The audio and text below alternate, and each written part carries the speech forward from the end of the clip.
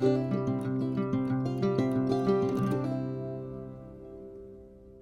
Sunday morning to y'all. It's Brian of Brian's Budget Bonsai, and today I'm going to work on another one of my Eastern Red Cedar trees. This one is in a mixed planting in another concrete pot that I had made. But before we do that, there was a few things I wanted to show you, kind of like a status update on some things that had almost died off or were at least severely damaged from the watering incident last month, where I was out of town for 4 days and without the sprinkler system on. First of all, first is the root over rock maple. Last time I showed you this, they had just the tiniest of buds, and so what we're seeing is this main branch here has got some leafing out. There is a small little branch coming out of this direction.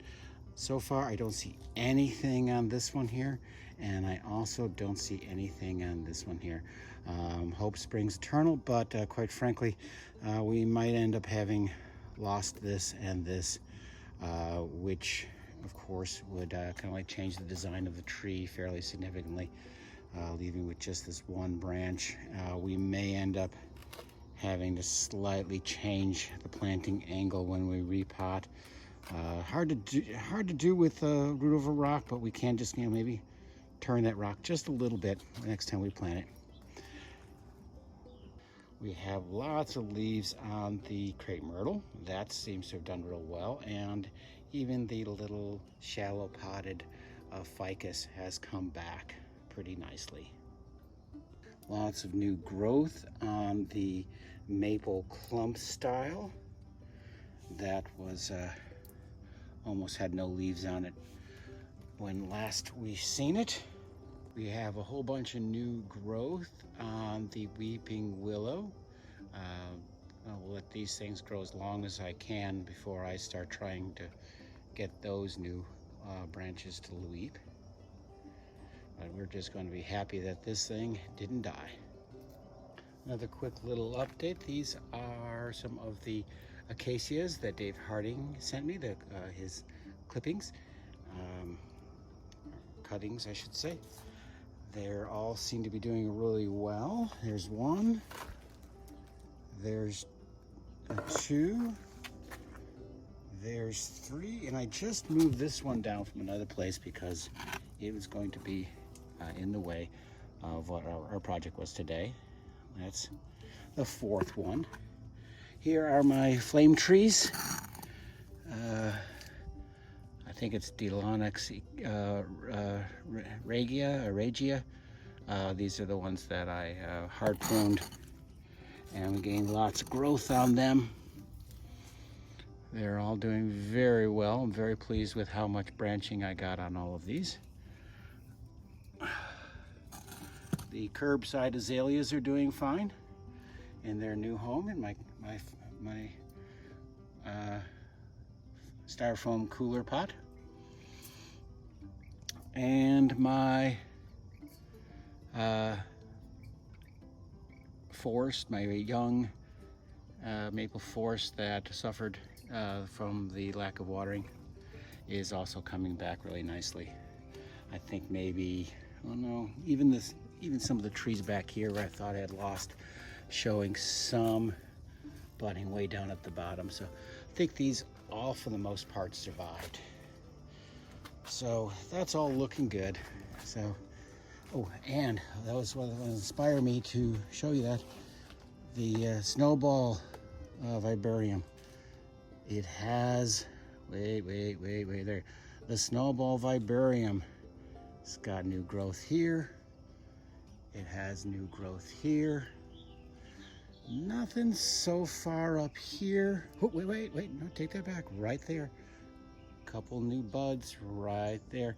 So this thing may not have all of its branches survive, but it had some of its branches survive. There's still life in this tree.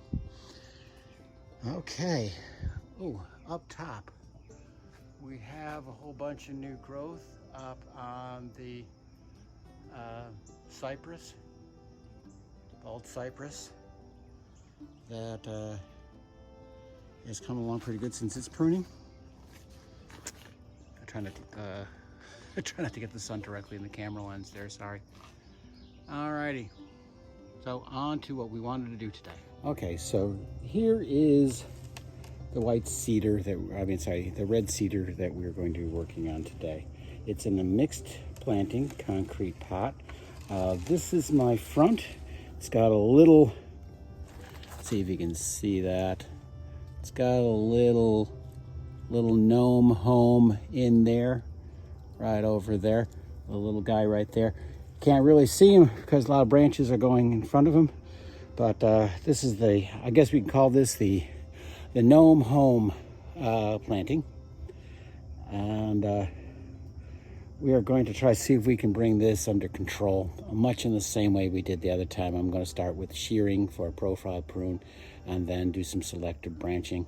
I might just right from the start put this on time lapse so we can just whip through this real quick and not have another 45-minute video. But in my defense, that was 3 trees plus a 4th dead one that took that long. So hopefully this will not take nearly that long. So same process as last time. So hopefully get through this real quick.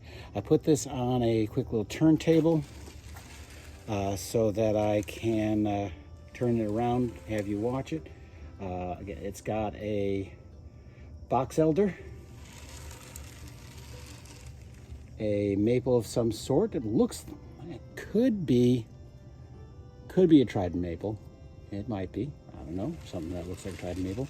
In here, is a elm, or something that looks like an elm. You know me and my misidentification, and not all elm-shaped leaves are elms. But yeah, that one lost all its leaves. It's still got a couple of little buds on it, so I don't think it's dead. But it definitely got shaded out by all of this. So we're going to see what we can make happen with this. I'm going to set this little mini tripod over on the center table, and hopefully I will not forget and put my back to y'all.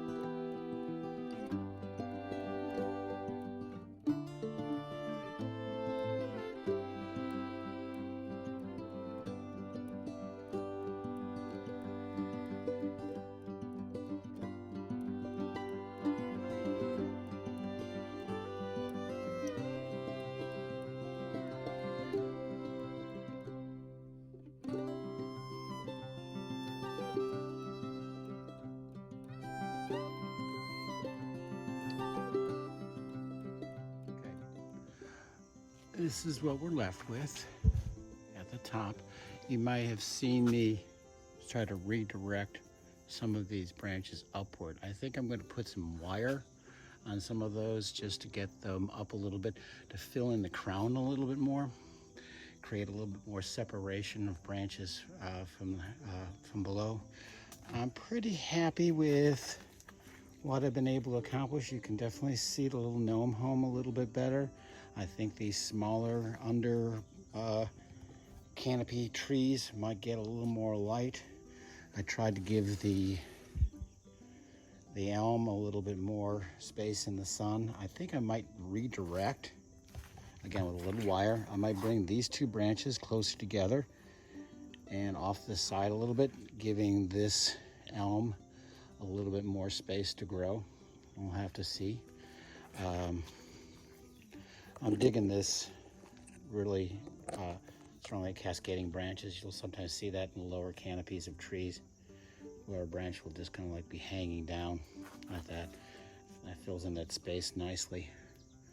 But I think that The next thing to do is get a few pieces of scrap wire and just roughly position some of those branches into place.